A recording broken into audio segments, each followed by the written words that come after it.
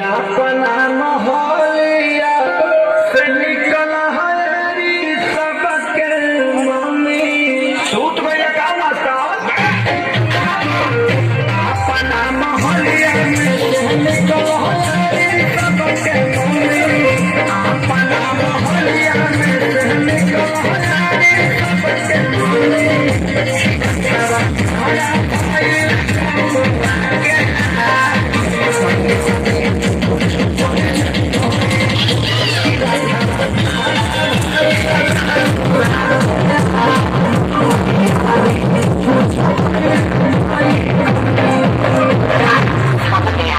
यही भाव में हमार भौजाई भैया से कहत रही हो ए राजा जी तो भैया कहना था कि का हो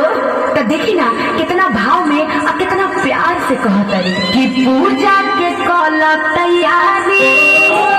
आई गईली हो देव के दुलारी पूजा के कल तैयारी आई गईली हो देव के दुलारी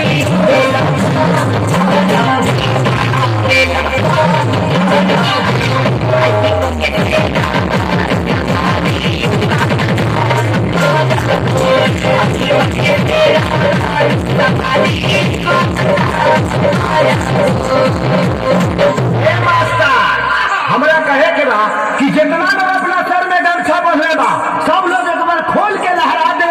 और तनी बता दे कि मैया रानी कौना चीज पर झूला झूलेली कौना चीज पर एक लमन आजा झूमेली झूम झूम हरी हरी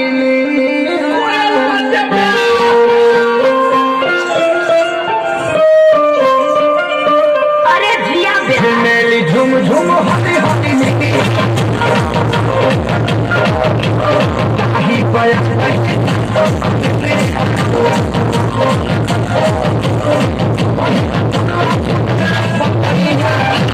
बहेला पूरा झूमेला पतैया झूमेली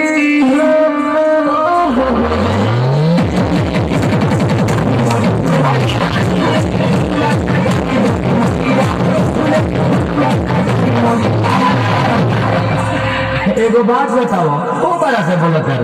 पूजा पाठ में जानते बारू जे का का लागेला आवाज में गेला होती सब जानता नहीं दिया ढक्कन गाई ऐसा ना चलता हूँ जाके बताओ पैसा लेने बारू है ना थोड़ी ना सुनी भाई दिया लागी पिया दिया लागी अमूरी ढक्कनिया लागी हो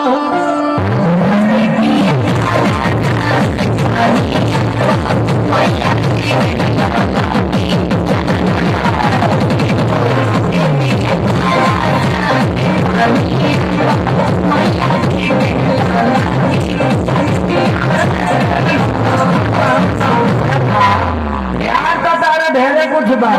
लेकिन पहले के पूजा में आजकल के पूजा में बड़ा अंतर हो गई बा पहले के लोग पूजा करे मंदिर जाता लो लेकिन आजकल के लड़की मंदिर के गेट पर सैंडल पहन के कहते हेलो दुर्गा माँ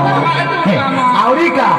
मोबाइल ले तारी सो और मुंह चोंगा लेखा बना के कहते सो जी मैं हूँ और ये मेरी माँ है और यहाँ पूजा हो रहा है खैर छोड़ा हमने के क्या लेके आवा अरे खा जा ब्याह अखिल सिखे सारी कृपा हतारी